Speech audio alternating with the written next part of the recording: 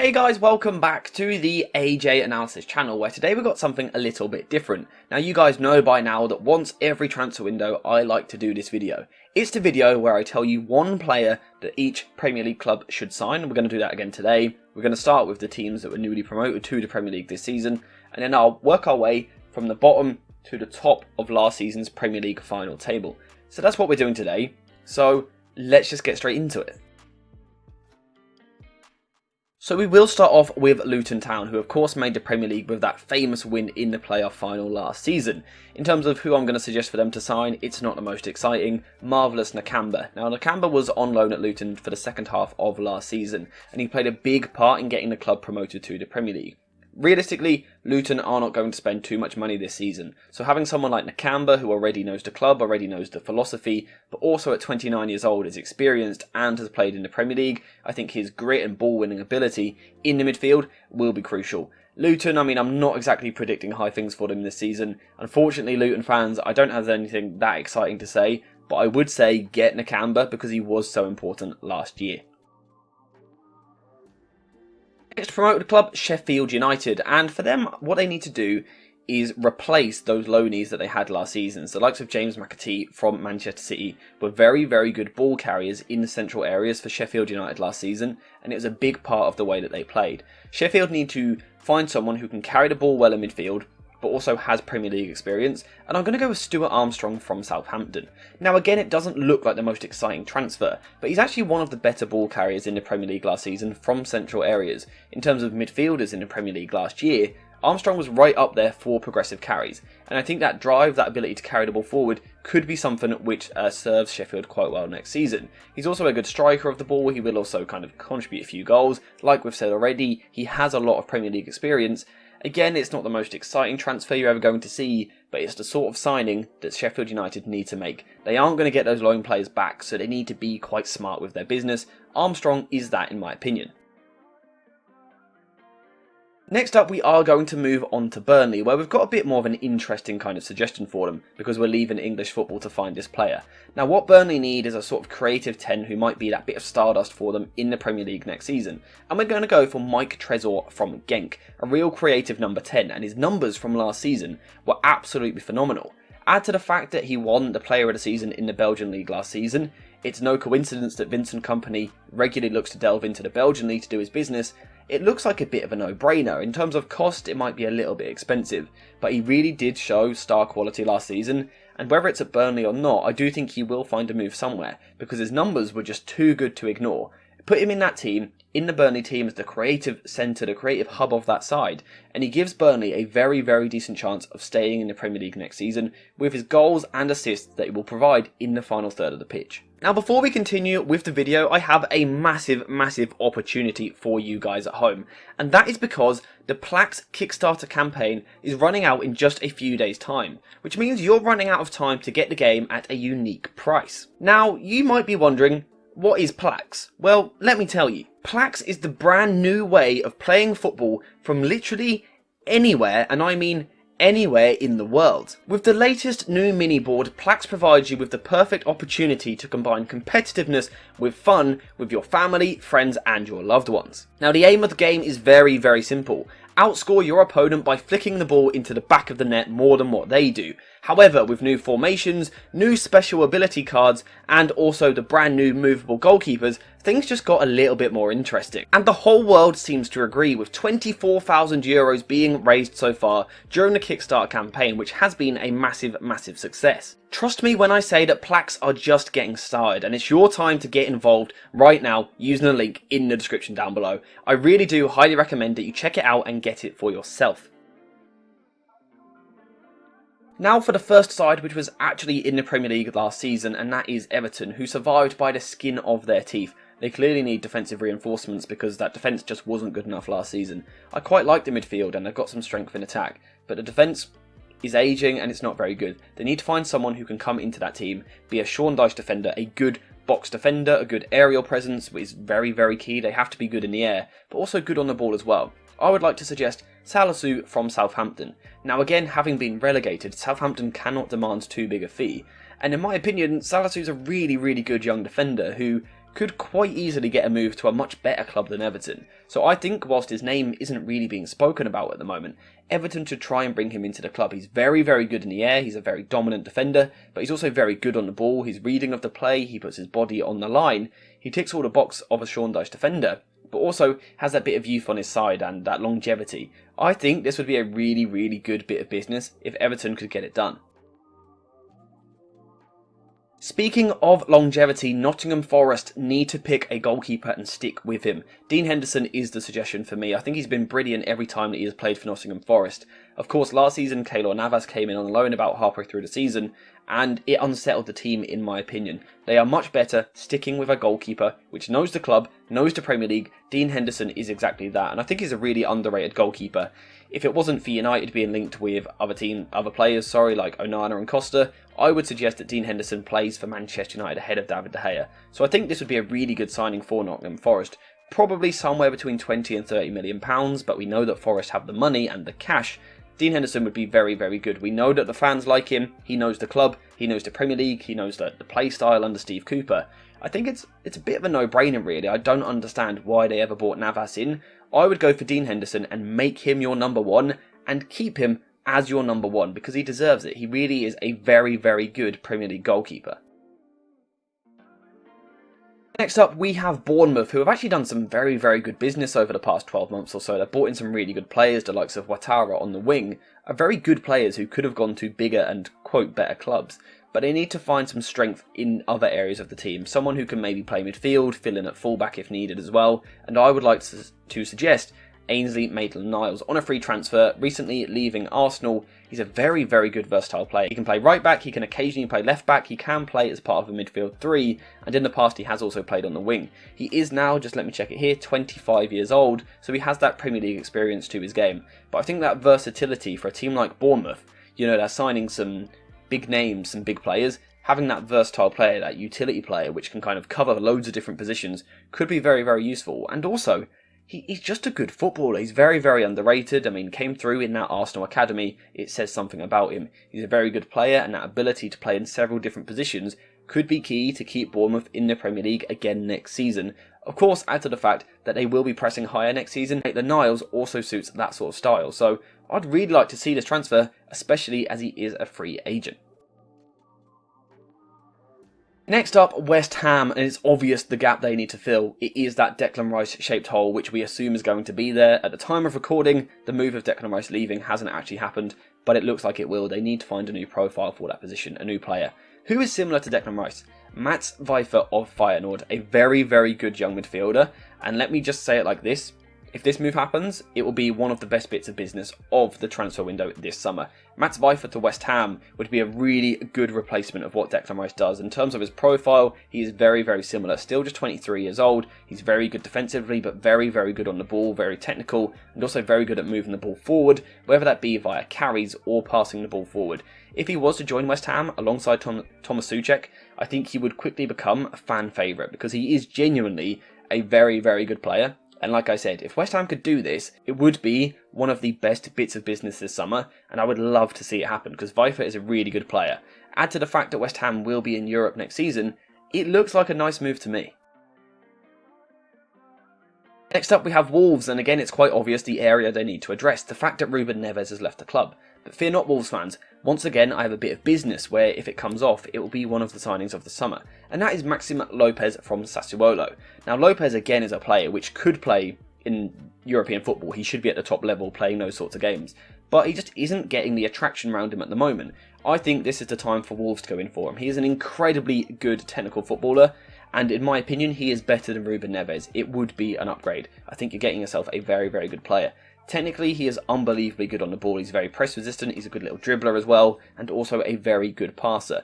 And I think given a season to kind of adapt to this Wolves team and to adapt to English football, you would soon forget about Ruben Neves because he is genuinely a top young talent. In terms of price, I'm not too sure how much he would cost, but if Wolves could get this done, Lopez into that midfield, it really goes a long way to kind of moving that Wolves team forward. Because they have plateaued a bit in the last couple of years, Lopez goes a long way to fixing that.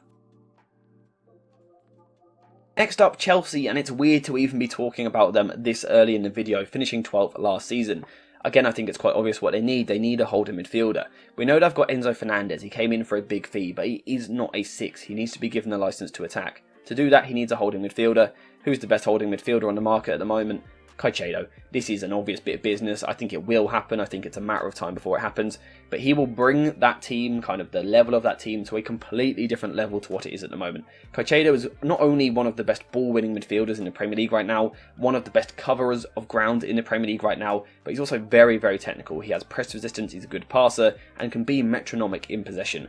Caicedo is genuinely a world-class player, and if his signing goes through, it instantly takes Chelsea up a gear, and yeah, I don't have too much to say on this. I think Caicedo, to Chelsea is so obvious. It's one of the most obvious bits of business I've seen this summer. Make it happen, Chelsea, and instantly Pochettino has got himself a good start, because Caicedo is world class, if not potentially in the future in that elite bracket. Still very, very young, plenty of time to develop. Caicedo is a star. Now, whilst Chelsea look like they will be gaining a star, Crystal Palace might be losing their main one, and that is Wilfried Zaha. Linked with a move away from the club for many, many years now, it looks like this might finally be the year it happens. Palace need to find a way of replacing him. However, fortunately for Palace, a very good young winger was recently relegated from the Premier League.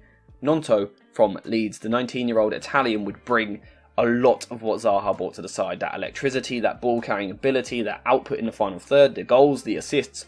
Gnonto again is a player which makes you quickly forget about Zaha. Gnonto is a very, very good youngster. I think he'd be a good signing for most teams in the Premier League, and it's no different for Crystal Palace. Bring him into that team on the left-hand side, in an attack with the likes of Eze and also Elise, and you've got yourself a very good, but also a very, very young attacking setup, which could, if they can keep them, propel Palace to the next level for years to come. Gnonto is a very, very exciting young player, and I think Palace should try and make it happen with any money that they get for Zaha.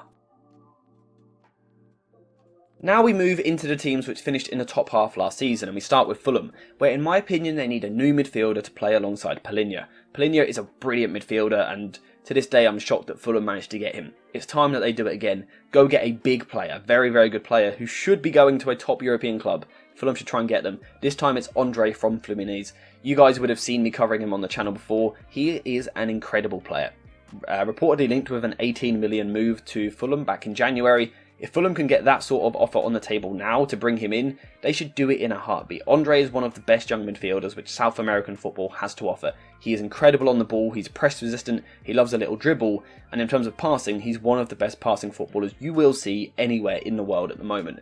Put him alongside Palhinha, Palhinha being the ball winner, Andre being the real ball progressor and the ball player, you have yourself a wonderful dynamic, and especially at 18 million, Fulham will make a massive, massive profit on him in a few years' time. So without a doubt, Fulham really need to go for this move.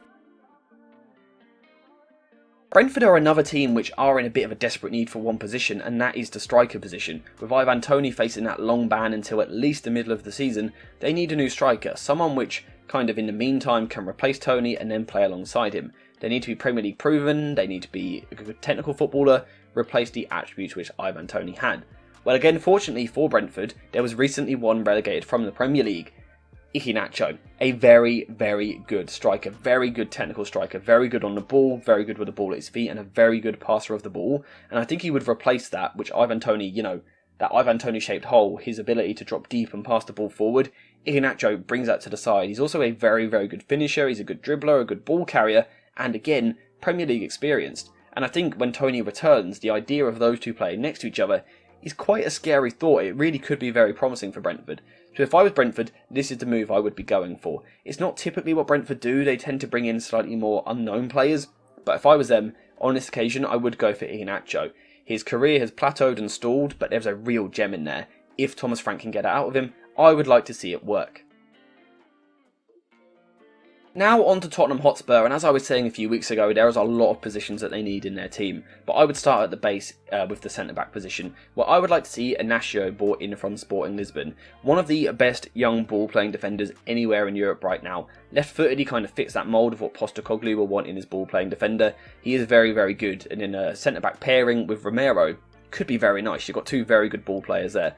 I also think he's probably more affordable than some of the other options on the market. Someone like Gvardiol, for example, is going to cost you 100 million. That is not the case here. So I would be going for him. I think he would bring something different to the team. He's much better than the likes of Longley last season, but Ben Davies has played as left centre-back before, Eric Dyer, players like that.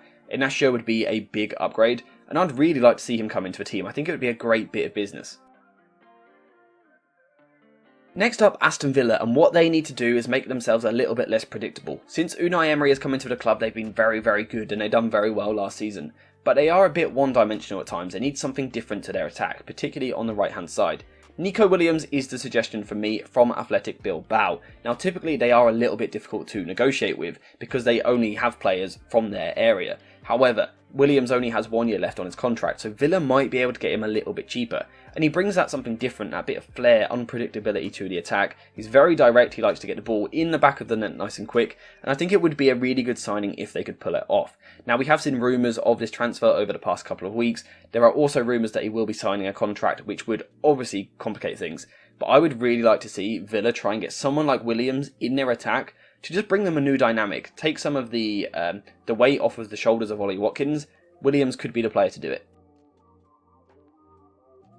Next up, we move on to Brighton, and this one's a bit of a dull recommendation because I'm going to say Levi Colwill. Now, the only reason it is dull is because he played there on loan last season. In terms of ability, it's one of the most exciting bits of transfer business this summer if Brighton can pull it off, because for me, Levi Colwill is the best young defender in the world. His ball playing ability is absolutely ridiculous, and if Brighton can secure this move on a permanent, they will have themselves one of the best ball playing defenders in the world at such an incredibly young age. Currently representing England under-21s at the European Championships, he looks a level above most of the other defenders in the tournament, in my opinion. He's doing very, very well, and if Brighton can secure this on a permanent, it would be a real good business. There's not too much to talk about here because he was there last season. Brighton fans know what they're getting, they just need to make sure that they actually go and get it.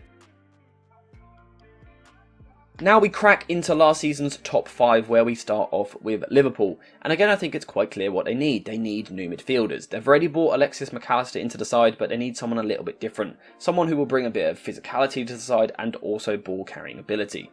Well, I'm going to suggest a player which has been heavily linked with the club, and that is Thuram of Nice. The young midfielder, again currently at the European Championships for the France under-21 side, is a very, very good player. Very technical on the ball, and misprofiled by most. Most people see him as a bit of a holding midfielder. That isn't the case. He's much better pushing further forward, using his skill, his ball carrying ability, and also his passing ability to affect the team higher up the pitch. A player like Thuram coming into the side, he may not hit the ground running and instantly be a star, but if given time to develop and adapt to the team and also the league, Thuram could be a real good find for this Liverpool side. I don't think he would be too expensive, and it's the sort of business which Jurgen Klopp needs to get back to. Thuram to Liverpool, it makes sense, it would be really good. Next up, we have the Champions League teams, and obviously we're starting with Newcastle, where they need a bit of stardust, a bit of gold dust to their attack. They've done very well last season, but they need to score more goals, create more chances, especially in the Champions League next season. I've got a full video on this coming out on the channel tomorrow, so we're not going to spend too much time on this. But for me, Szoboszlai from RB Leipzig, the Hungarian player, would be absolutely perfect. Whether it's as a right winger or a central midfielder, we know that he's going to bring bags of energy. All players from the Leipzig teams, from the Red Bull teams, they all bring energy. Szoboszlai brings that, but he also brings real quality on the ball, real stardust. He's a top young talent, super creative, but also a super striker of the ball. He will score wonder goals, he'll get you plenty of goals and assists. It'd be expensive, but he is that bit of stardust to the attack. He can bring that little bit of magic, which Newcastle currently lack. I would like to see this move go through because it would be super exciting. I would love to see it happen. Now we have Manchester United, and this one for me is really simple. It's a top level striker, and you don't get more top level than Harry Kane. 1 year left on his contract with Tottenham. I think it's time United test the waters with some sort of bid. We've seen Bayern open a bidding this week. United need to be rivaling that because you cannot afford to miss out on Harry Kane. He is just so good. I think he's the best striker in the world at the moment in terms of an out-and-out striker.